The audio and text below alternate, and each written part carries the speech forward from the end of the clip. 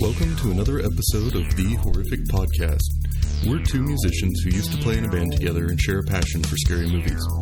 Each week we pick a different horror movie and dissect it to figure out what it was trying to accomplish, how well it did, and maybe even some larger truths about why people watch horror movies in the first place.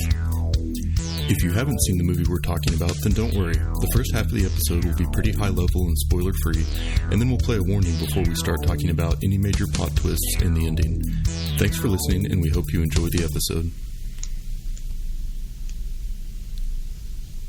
Reviewing Halloween on Halloween. We are getting really professional with this. Yeah. It's almost like we're recording this earlier than Halloween, but just posting it on Halloween. No, surely not. So, you and Katie went to Tulsa to see it, didn't you? Unfortunately. Uh-oh. Was it not a good experience? It was just Tulsa. Oh. No. Yeah, it was actually a good experience. We went to the Warren in Broken Arrow. I actually talked to them, and they're endorsing this podcast. They're just not paying you because you didn't go there. Oh. But anyway, we sat in the balcony. It was superb. Nice. We saw it actually with Sarah's sister in Bentonville because we were back there for her brother's wedding. Yeah. And I saw it at a new theater there called the Skylight that's super nice. It's one of those, you have the tray at your seat and you order on the little menu cards and stuff. And, yeah. I mean, it's like the Warren. It wasn't Alamo Drafthouse, but it was a nice second choice. So, yeah. Did your seats recline? They did, yeah, and they had the footrests. Yeah, so that was cool. Yeah, and then I am also supposed to see this movie again with Leo on Tuesday. So yeah, it's cool that this movie came out, as a remake of a movie that was really popular because there are a lot of people that are interested in seeing it. So I have a social component to it, which has been fun. Yeah, it's kind of like a sequel, though. It is, yeah. Yeah. And I realized this on the way to Broken Arrow, that Katie hasn't ever seen Halloween. Oh, really? Yeah. Well, I bet she was wildly confused. Yeah, so I literally explained the whole movie to her in great detail on the way to watch it. She's like, oh, okay, I think this kind of makes sense. Yeah. I was like, yeah. You can kind of just guess on some things and it'll work, Yeah. Yeah. She basically watched it with her fingers in her ear and covering her eyes because she hates jump scares. Oh, yeah. Well, without further ado, I'll go ahead and introduce it and then we'll get down to it. Let's get to it. In October of 2018, Miramax and Blumhouse Productions released the latest installment in the Halloween franchise. Though the movie was directed by David Gordon Green, John Carpenter was back as an executive producer as well as composing the film's soundtrack. The 2018 Halloween takes place 40 years after the original and is a direct sequel, with some creative edits to how the first one ended. When Michael Myers once again escapes from incarceration, he embarks on a mission to hunt down Laurie Strode and finish the job he started in 1978. This time, though, Laurie is prepared. She has spent the time since their last meeting preparing for what she knew was an eventual rematch and has sacrificed everything to be prepared. This movie was made on a budget of about $15 million and has already brought in over $95 million at the box office, making it by far the most profitable movie in the Halloween franchise so far. Very good. Very true. I wasn't done. That was a good pause. If you weren't done. No, I was. Hey, this is trick or treat. Come on, man. Trick.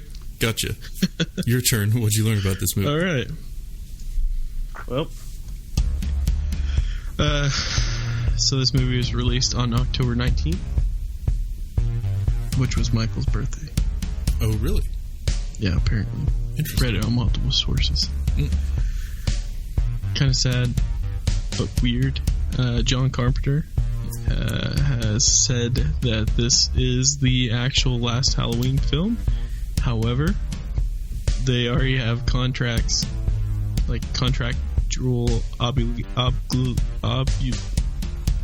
you know what I'm saying? Contractual obligations? for a sequel. So I have a feeling that it might be like a Nightmare on Elm Street, like kind of thing, where he's like, no, it's done, and it continues, but who knows. Anyway, and this is probably like a well-known kind of thing, but this is actually a sequel to this first Halloween movie that came out. And they basically are like, forget those others in between, except for we're going to reference them throughout the movie. Yeah. But it's supposed to be a direct sequel, so it's not a remake. They said it's almost more like a collaboration from the first to the second one. Like, they collaborated with the people who made the first one to make the second one. I think that's an easy way of saying, like, we stole this. In a way. So Allison is the granddaughter of Laurie. One of the ways that they picked her was kind of like how they got Laurie, how they picked Jamie Lee Curtis to play Laurie. An unknown actress, basically. Like a not well-known actress. They wanted to kind of keep the tradition going. So you may have said this, but it's the biggest horror movie ever. Oh, really? From the opening weekend? It's the biggest movie opening with a female lead, over 55. Oh. And the biggest opening, you said this part, of any Halloween franchise films. So basically, like, they just shattered records. But also, they gave them a record that's, like, I feel like, kind of made up by saying, like, it's the biggest opening for female actress over the age of 55. Yeah, that's getting a little specific. It is. And it's like, well, okay, what if they come out with the next one and it does good? And it's like 56. I don't know. It just doesn't make sense. Anyway, so I think that is it. Well, cool. Like you were kind of getting into there, I think this movie had a really interesting challenge in that they were taking a wildly popular franchise that has like 40 years in real time of like history and story development and character development that had, like we talked about before, kind of taken some weird turns along the way. But the original was this really like genre defining movie. And I know that Psycho came out before, but I think that as far as like popular culture knows what slashers are or thinks about in terms of slashers, the first Halloween kind of broke the seal on it and got it really popular. Yeah. So, for sure. So this had to like follow in those footsteps, but it made the choice to do that by really focusing on developing the survivor instead of the killer, which I thought was really a different take. And, it was meant to be a sequel to the first Halloween, but so was Halloween 2. But Halloween 2 picked up right where Halloween 1 ended, and it just followed, completely in the same path of that story. Whereas this one kind of took the opposite approach. Like, it picked up 40 years in the future and then didn't explain a lot, and you just kind of had to put together a lot of what had happened in between. And so I thought it was really interesting that they decided to go that direction with it, and I liked it, if for no other reason than it let them keep the same actor and actress that played Michael and Laurie in the original. I think that they almost had it they had it easier doing what they did by making it the sequel, because no matter what, even though you're saying this is a sequel from the first movie, it doesn't mean that we're going to forget all the Halloweens in between, which has built the Michael Myers character. Yeah. Like if you just had that first one, 1978, and then had the second one, I don't think it would have as big of legend as it does now. Well, and one thing that I thought was interesting about it too is like the original Halloween was like by far the most successful, at least of the first 4. Mm-hmm. And so kind of choosing to pick up there and not including the stuff from the later movies that were a lot less popular probably means that this movie was more accessible to all the people that saw the first one and not any of the sequels. Yeah, so. That's true. And if they had continued it with this story, I think it would have been successful in a way. Like they could have continued it that it was years later, but I still think that if they hadn't ignored the ones in the middle, it would have probably would have had to fight to not make it like a straight to DVD type movie. Just it's been done so many times. Like, what else can you do? Yeah, they kind of needed the freedom to reset and make a different type of movie. Mm-hmm. And going into it, one thing, because I hadn't read anything about it ahead of time, I wanted it to be like a totally fresh take. And so one thing I was really interested to see was how this one would fit into the timeline. And it's like, 40 years in the future, Michael's been in prison the whole time, presumably. Laurie's been irreversibly screwed up by her experience with him. And then he gets out and then is like on the warpath like he was in the first couple movies. But this time Laurie knows he's coming and is prepared. Mm-hmm. So it's like most of the movie is a setup for this ultimate showdown between these two really iconic characters from this super popular franchise. Yeah. And so I felt like that was felt like a very, very different take. It wasn't just the straight killer and a bunch of victims type slasher movie. They really built up sort of the history and popularity of those two main characters, and that made it feel like it at least wasn't, quite in that same formula that's been the case for a lot of these like 80s slashers that we've watched recently. Yeah, that's true. But then it was also just a much higher quality movie than any of the other Halloweens that we've watched. And it didn't really have the luxury of doing something that felt like a completely new idea, but it was more a continuation of a story and trying to make that more compelling. And so the acting and editing and sound and everything were just a whole lot better. But it was also, I feel like they had invested a lot more in the story and the character development because they needed to make it not just more of the same movie. Yeah, and, they were able to still accomplish the Halloween feeling, which is the one of the things specifically that I liked about Halloween. Yeah, felt like fall. Yeah, felt like fall. They were able to basically kind of accomplish that with, I will say this, one thing that I think helped the feeling of fall was hearing the music. Yes, 100%. Of this. Yeah. Like they would have, like, it seemed like at times they were doing a play off of the Michael's, I'm going to say Michael's theme song, whatever the name of the actual song is, but yeah, like it was kind of a play off of it, and it worked so well that didn't give me chills, but I was just like super, super excited about it. Yeah, it was very, very appropriate for the feel that they were going for in the movie. Yeah. And I think that overall, they just kind of pulled off everything better from a movie-making perspective than especially Halloween 2. Mm-hmm. So, like, we had talked about how in Halloween 2, it felt like Michael was almost moving in slow motion, and that was, like, distracting, and, like, the music and stuff didn't really accentuate, like, what was happening in the scene. Whereas this was very much the opposite. Like, him moving slowly in this one was pulled off way better. Like, it was intimidating, not confusing. And I really liked how they brought back some of the camera work of, like, following him or, like, looking from his perspective. And it was just, like, that driving force of he was on a mission at all times. And I don't know. Just overall, it felt like he was portrayed as much more scary and powerful in this one, and less like, who is that awkward guy in the jumpsuit like he was in Halloween 2. Well, and I think like with Halloween 2, they focused on the chase more than anything else. So like the scary part was Laurie getting chased through the basement, and it was just he was walking slow in this. With this one, I noticed that it seemed like he would disappear and then reappear. You didn't know where he was a lot. Yes. Yeah, so instead of like, knowing that he's just going slow, it's like you don't know really if he is running, and I don't know. So it just leaves it up to kind of your imagination in some spots. Yeah, definitely.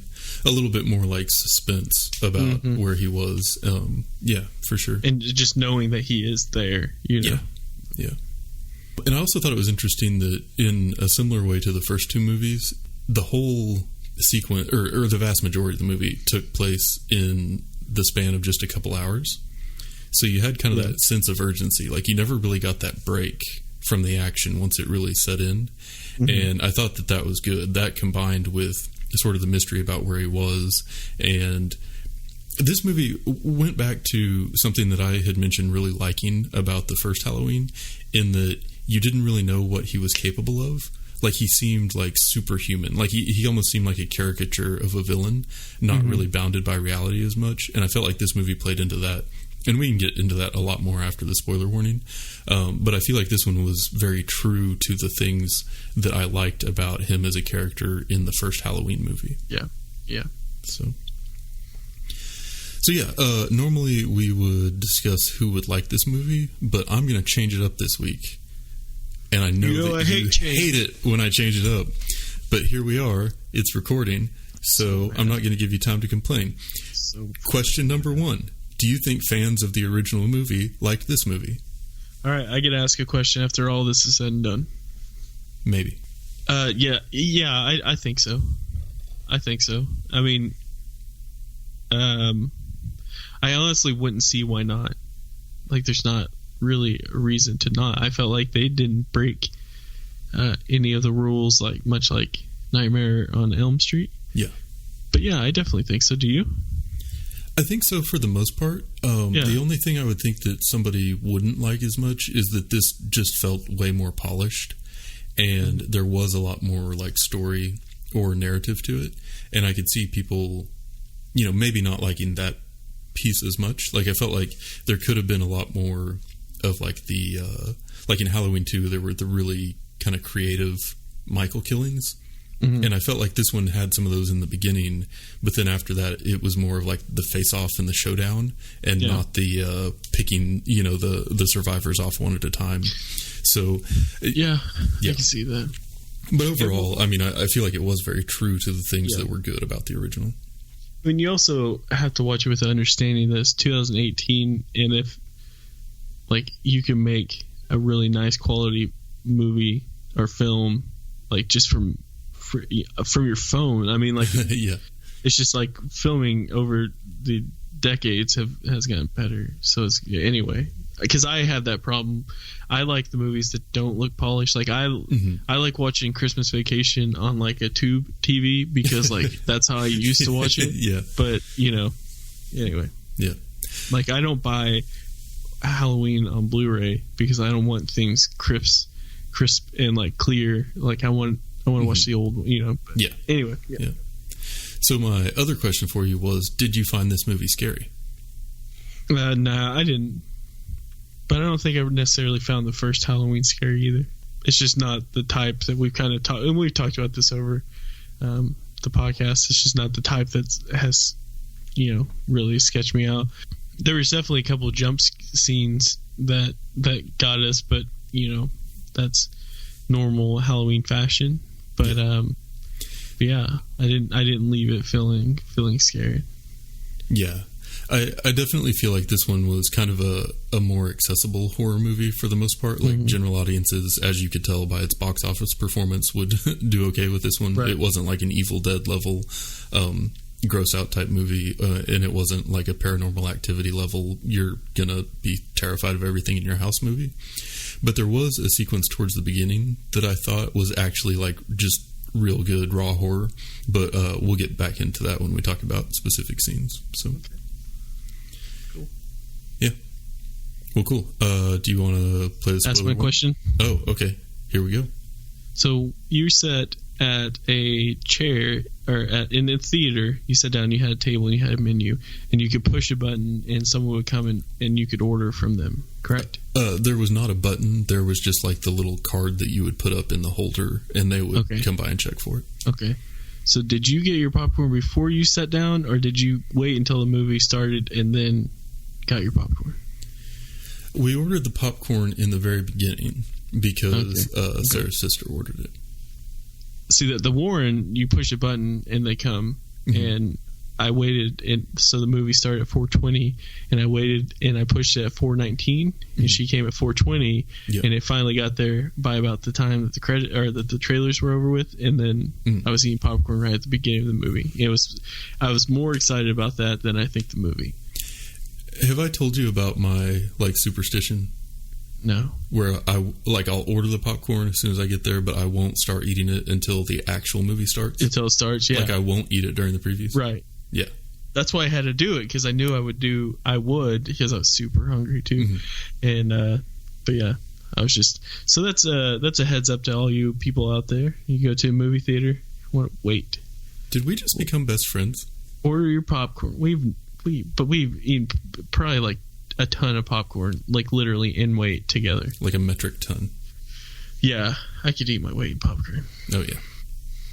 All right, let's play the spoiler warning. All right. Warning, warning, warning. Spoilers, spoilers, spoilers. This is your warning. Warning, warning, warning. Spoilers, spoilers, spoilers. This is your warning. If it's not obvious enough. Warning, spoilers. All right, so what did you love or hate about this movie? It's a loaded question, my friend. It is. Wide open.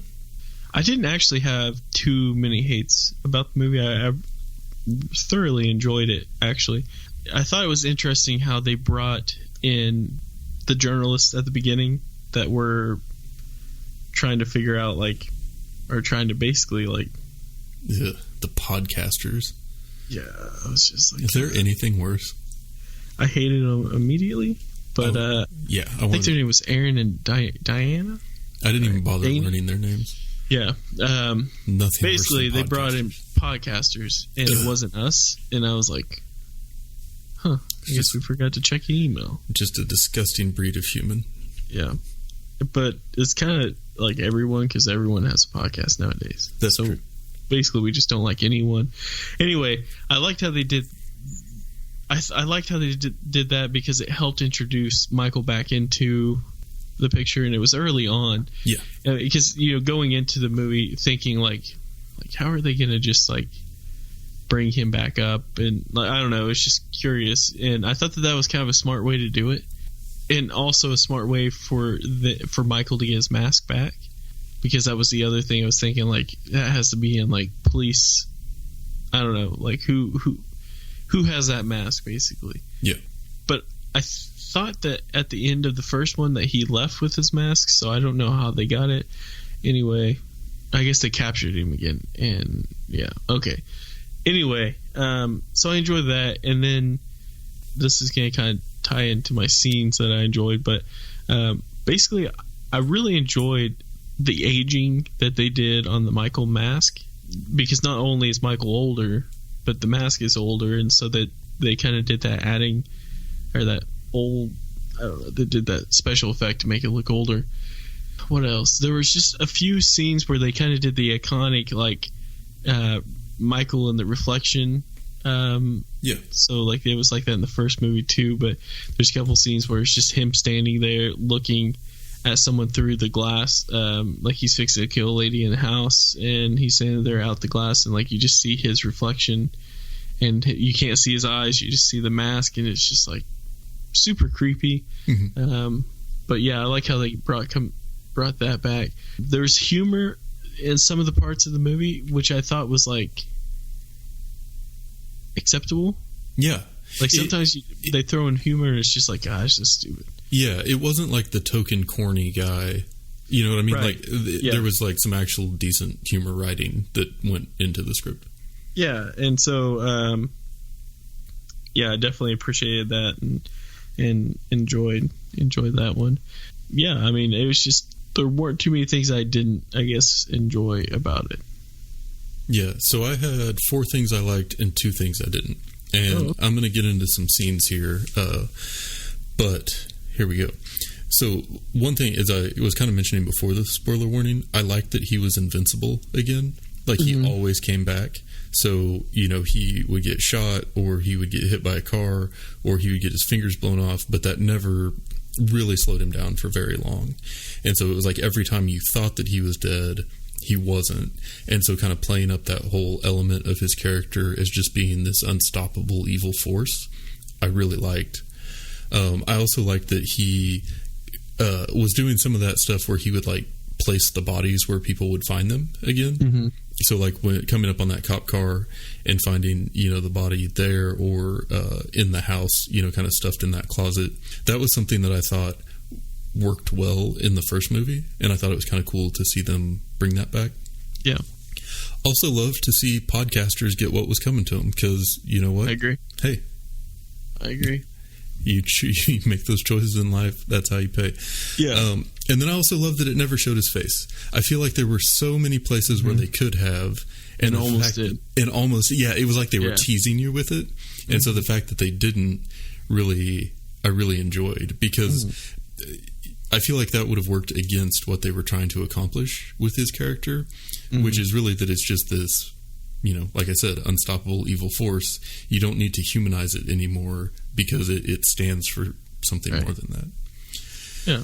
So that was the good stuff. The two things I didn't like, though, was that the first thing is I feel like there were a few places where they got into making scenes that were good movie scenes but didn't really make sense beyond that. So I mentioned before that I felt like there was one sequence that worked really well as a horror sequence, and that's at the gas station when he ends up killing the podcasters. Yeah. So it's like he comes into the bathroom and you're seeing where people had been killed in the gas station. The guy finds them, and then he comes up to the stall that the girl's in, and he raises his hand and then drops that handful of like bloody teeth. Yeah. Like, that was a really cool scene, and that was really terrifying, because as he's walking in, like, there's the danger, and then you see that, and it's just like, oh my gosh, it just got real. But that also wasn't really his character. Like, Michael didn't really feed off fear like Freddy Krueger did, and he was just like on a mission to kill Laurie. So why would he stop and take the time to like psychologically? Yeah. Like, why didn't he just kick in the door and stab her? Well, and I thought about this too, and I wondered if it's because they made him angry, like that, because they were trying to get him to talk. They brought the mask back. Like, yeah, he was just he was pissed about it, and so he was gonna try to. Yes. No, and I totally get that. But to me, that was just like out of character for him. Yeah. Because, it's like he's, getting shot and knocked down and run over, and he doesn't care. He's just on a mission to kill Laurie. And so, stopping and taking the time to do that other stuff, I guess, didn't make as much sense to me. Yeah, because there's also like the killing in the house that I was kind of referencing, where you see the reflection sooner. I think there's basically just a random killing. Yeah. And it was just like, okay, that works. I mean, you got to kill to kill, I guess, but... Yeah. Yeah, I don't know. But anyway, it also bothered me a little bit that he just, like, happened to be in the gas station where they just happened to stop, and the people that had his mask, just happened to be in the same place at the same time, and he somehow knew that and where to find it. But anyway. Yeah. But the second thing that I didn't like as much was the timeline. So, like, there was nothing that made it super clear where this fit into the overall story arc. And, like, he wasn't captured in either of the first two movies. And you kind of piece together that this movie was happening on the assumption that basically, I didn't know if it fit in after Halloween 1 or after Halloween 2, since Halloween 2 was basically just a direct extension of the first one. And so it was kind of confusing to me, because he didn't get captured in either of those movies. So it's like, how was he in jail all of a sudden? That didn't really give you like a good reference point to where this story picked back up. So if there had been like, even like the montage of the news clippings or something in the beginning, like Michael was captured, then at least you would know sort of how this fit back in. And while I don't like it when a movie holds your hand too much, it would have been nice to have at least some kind of like point to orient around in the beginning. But again, a lot of that could just be because we've really recently watched and talked about the first two movies. And so, yeah. But that was a good call, my friend. Well, thank you. So, all that said, what were some scenes that stood out to you? Yeah, so it's kind of like with... I basically enjoyed most of the scenes that Michael was in, as far as like after he put the mask on. But one of the scenes I enjoyed more, that may be the most antsy, was when Allison was running after her friend had just been killed by Michael.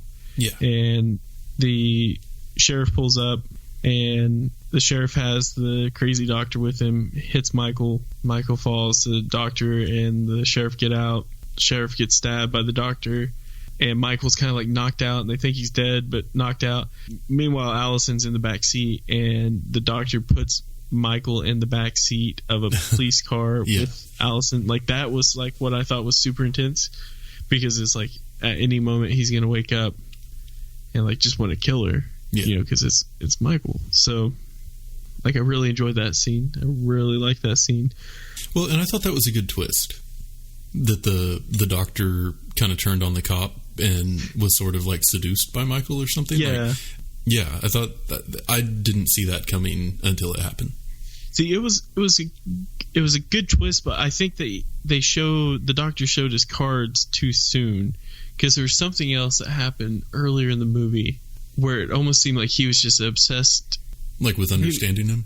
No, yeah, I think it may have been when he was talking with the sheriff and he's like, you can't kill him, like he's a one of a kind of thing. It's like, that's understandable. However, he's super evil, and like I think you're just becoming obsessed with trying to get him to talk. And then, lo and behold, that's how Allison tricks Dr. Sarton to get out of the car. But I also like that he didn't ever talk. Like, that seemed to be a big thing, is that they were really pushing for it. And I think, like, sort of the easy way out would have been to have him say something cliche right before he stabbed somebody. I like that he didn't. Yeah. And right before that scene, she's walking through after the party, the Halloween party, she's walking with her ex-boyfriend's best friend. They jump through the backyard, and it's kind of like in a closed backyard, like semen. That, I think, encompassed the most Halloween original movie feeling to it for me, because you just knew he was there. You knew he was lurking, and I mean, you knew it was going to happen. Yeah. And then that was when some of the humor also came out, because her friend just starts like talking. So Allison's friend tries to like kiss her and come on to her or whatever, and she ends up leaving mad, and like he just starts talking to Michael about like his problems, and it's like, well, he thought that it was the whatever guy owned the house, right? But he was like a drunken teenager oversharing, and it just totally oversharing, and I was like, oh, that's actually pretty funny, because it kept going to for a second, and so I enjoyed that, and then enjoyed the way that they had killed him. Not that, I mean, it was just like, that's a gory mess, hang him up on the gated fence and with the knife through the throat and all that. But so that was another scene I enjoyed. And then the ending, I think I enjoyed as well, but I think we can. Yeah, we'll come back to it. Yeah. What were your favorite scenes? So I was seeing this in public with other people, so I didn't really get to take notes, but the scenes that I didn't already talk about that stood out most to me were the ones that were like really direct references to the previous movies. So like when Laurie gets thrown over the balcony and then Michael looks away and looks back and she's gone. I thought that was cool. Like that was a nice, reversal. Mm-hmm. There was also a part toward the ending where her face appears sort of out of the shadows behind Michael. Mm-hmm. And that was, another good, they did that with him in the second movie. And then there was also the scene where he gets the knife from the old lady's house that looked really, really similar to that house at the beginning of Halloween 2, where he did basically the same thing. But even like when that truck first pulls up on the bus wreck, and there's just the inmates in their like white uniforms just walking around. Yeah, that I thought was a nice like nod back to the first movie. Mm-hmm. And then I really, one line that stood out to me was when the guy asked about Laurie being Michael's sister, and then the granddaughter's like, no, that was just a dumb rumor. The writers were just like, no, that was a dumb plot twist, and I agreed. So yes, that. Exactly. Yeah. So I liked all of that. I thought that was good, and I thought that was a nice way of kind of keeping it, true to the original. But then the only other scene I had that I couldn't find a good place to like work into, like talk about, was just, it was real weird to see him kill a kid. Which kid did he kill? That was in the truck? Yeah. Yeah, that's true. Like, even for horror movies, you don't see that type of thing very often. Mm-hmm. And to have it, kind of so early on and in such like a high budget Hollywood movie, that really like took me by surprise and got my attention and kind of pulled me into it feeling like there's danger that you don't understand the rules of. So, I mean, obviously it wasn't fun to watch, but it was like effective. So, I mean, at least, Julian, the kid who was being babysat Allison's friend. Yeah, at least that dude got out of there. Yeah, I liked how he was like, "Oh, there's danger. I'm out." He did exactly what everyone should do in this type of situation, and he's like, "I am gone." Well, yeah, I mean, and also it was like the kid comes downstairs because he sees Michael, basically, and like so basically like he's being babysat. This kid's being babysat, and this girl's boyfriend shows up after the kid goes to bed. The kid comes back downstairs and says, there's a monster or something up there, and basically like she's like, well, I'll come check it out. He was like, no, you don't, and tried to tell the boyfriend to do it instead because it was like dangerous. He's like, you should do that. And, I thought that was hilarious. That kid helped. I mean, that was a good addition. I was happy about that. Yeah, for sure. Yeah, and that's another example of like the comic relief that doesn't come across as corny and annoying. Like it was actually decent writing. So yeah, exactly. Yeah. Anything else, or you want to get to the ending? Let's do the ending. So I thought that this ending, I don't know, the whole like showdown in Laurie's armored house where she's like basically turned the whole house into a trap for him was an interesting way to take it. It also felt like less horror-y. I mean, some of the elements of it were good, but a lot of it was more just kind of suspense, and I don't know. That whole sequence, I'm still, the fact that took up so much of the movie, I'm not completely sold on. But for the very, very end, as far as like Michael's fate, I felt like was almost an apology for the way the second one ended.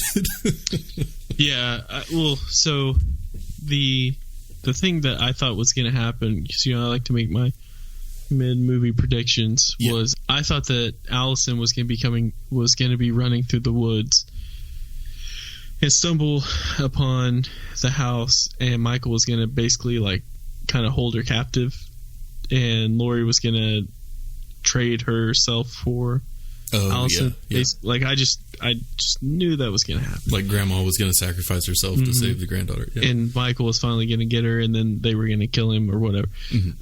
But that thankfully didn't happen.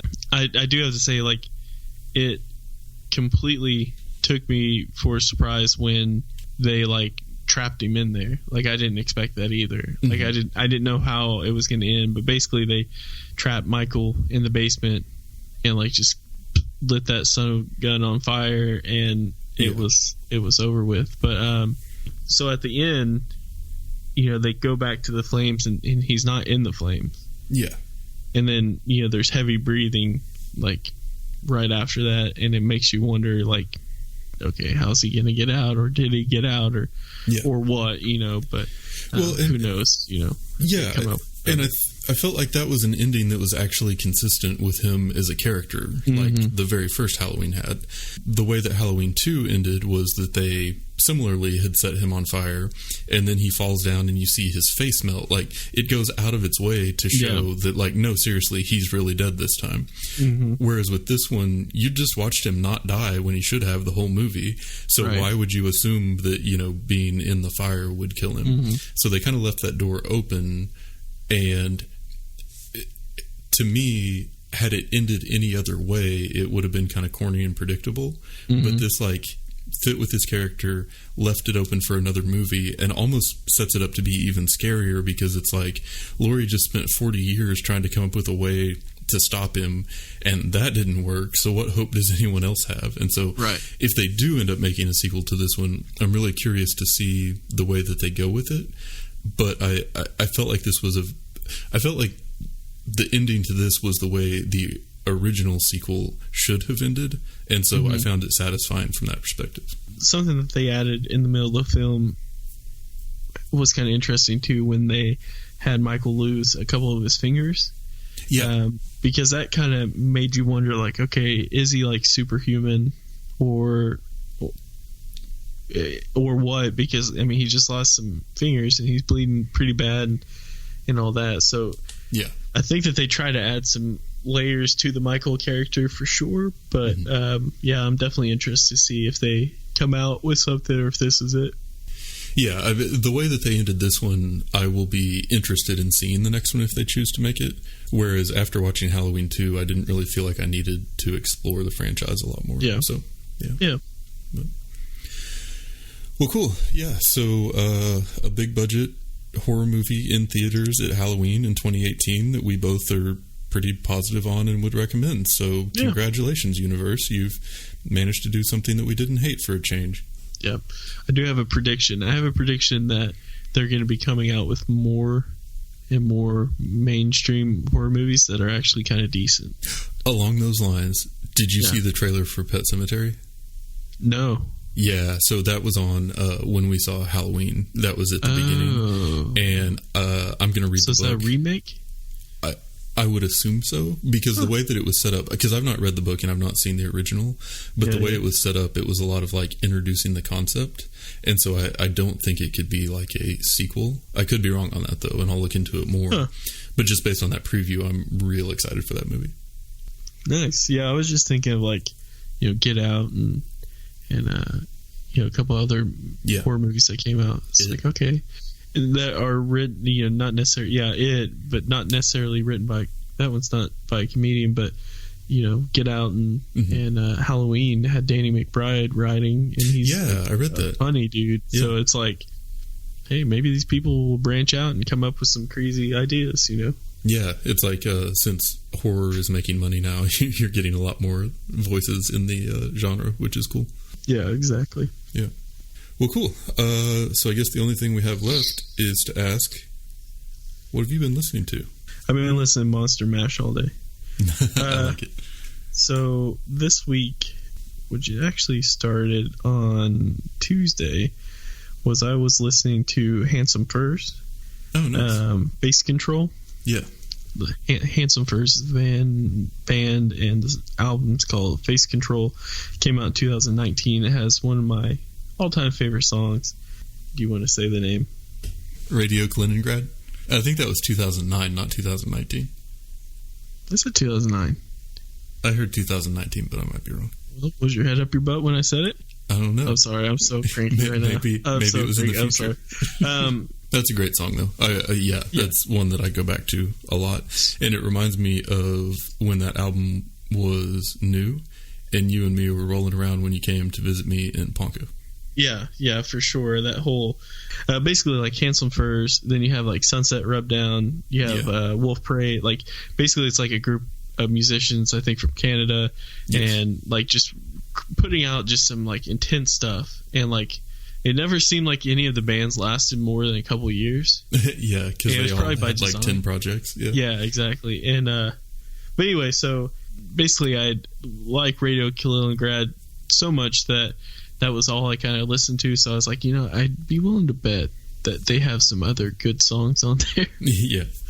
And so I think the other one I enjoyed a lot was called I'm Confused, which was just, really interesting. What have you been listening to? So for whatever reason, and I think it's because I'm like starting the new job and the band ended, so I'm in one of those like, who am I and what am I going to be when I grow up? And yeah, I should be. I'm not ready for that though. But I've been listening to Moose Blood's "I'll Keep You in Mind" from time to time, which was an album from 2014, and I didn't listen to it a ton at the time, but I've seen them live and they were good live. And they were also one of those bands that showed up in my Discover Weekly a ton on Spotify. So I know a lot of the songs, but I've not really ever sat down and just listened to the album. And I go back and forth because on the one hand, it feels very like high school-y, and a lot of the songs just like name check other albums that they are proud of liking. Yep. Which is fine. But I also don't normally, to me, it feels very much like a high school band. But there are a couple of songs on here that I feel like are just really, really catchy. And so the one that I've been listening to a lot is Chin Up. But there's other stuff on the album that's good too, in my opinion. So, and they just had a new album come out this year, and what I've listened to from it so far sounds pretty good, but I haven't spent time with it yet. So, yeah, I think my all-time favorite Moose Blood song is Knuckles. Oh yeah. Yeah, but that's off of I think their second one. Yeah, called Blush. Mm-hmm. Nice. Well, cool. I think we're done here. Happy Halloween, you jerks. Happy Halloween. And that's it for today's episode. If you've listened this far, then thank you, and we hope you've enjoyed it.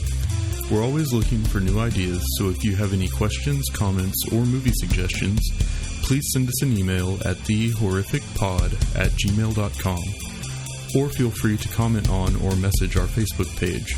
Just search for The Horrific Podcast. Thanks for listening.